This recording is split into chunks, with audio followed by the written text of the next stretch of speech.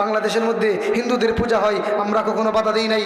বাংলাদেশের মধ্যে বৌদ্ধরা তাদের ধর্মীয় গ্রন্থ পালন করে, আমরা কখনো তাদেরকে বাধা দেই নাই। বাউল শিল্পীরা নয়, আনাচে গানানে যাত্রা গান হয়, আমরা কখনো বাধা দেই নাই। তার কারণ হলো যেহেতু বাংলাদেশ ইসলামী রাষ্ট্রের অন্তর্ভুক্ত না, সেহেতু যার যার মতদর্শ সে বাংলার মাটিতে পালন করবে, এটাই স্বাভাবিক। আমরা কোনোদিন কোনো মাজার ভাঙতে যাই নাই, কোনোদিন কোনো গান বাজনা ভাঙতে যাই নাই। কিন্তু আমরা যখন মাঠে নামি তার একটা কারণ হলো আল্লাহ এবং আল্লাহ রাসূলকে নিয়ে যদি কেউ গালি দেয়, এই বাংলার মুসলমান তখন ঠিক থাকতে পারে না, তাদের জীবন বিসর্জন দিয়ে তারা মাঠে নেমে পড়ে।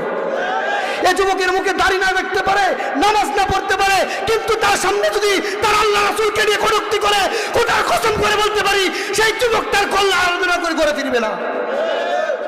এক্ষেত্রে বাংলাদেশের মুসলমান সোচ্চার। সুতরাং যারা মনে করেন যে বাউলদের বিরোধিতা করি, কোশ্চিন কালেও আমরা বাউলদের বিরোধিতা করি নাই, কোশ্চিন কালেও কোনো হিন্দুর বিরোধিতা করি নাই।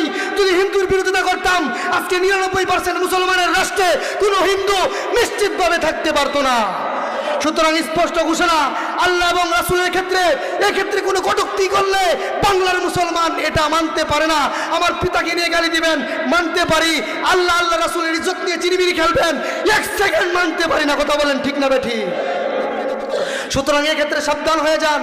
মুসলমানরা হইতে পারে তারা ইমানে কমজোর, নামাজে কমজোর, হইতে পারে অনেক যুবক বাবাদের নামাজ পড়ে না, তারা দেখা যায় দাড়ি রাখে না, কিন্তু আল্লাহ রাসূলের প্রেম তাদের হৃদয়ের ভিতরে এতটুকু বেশি।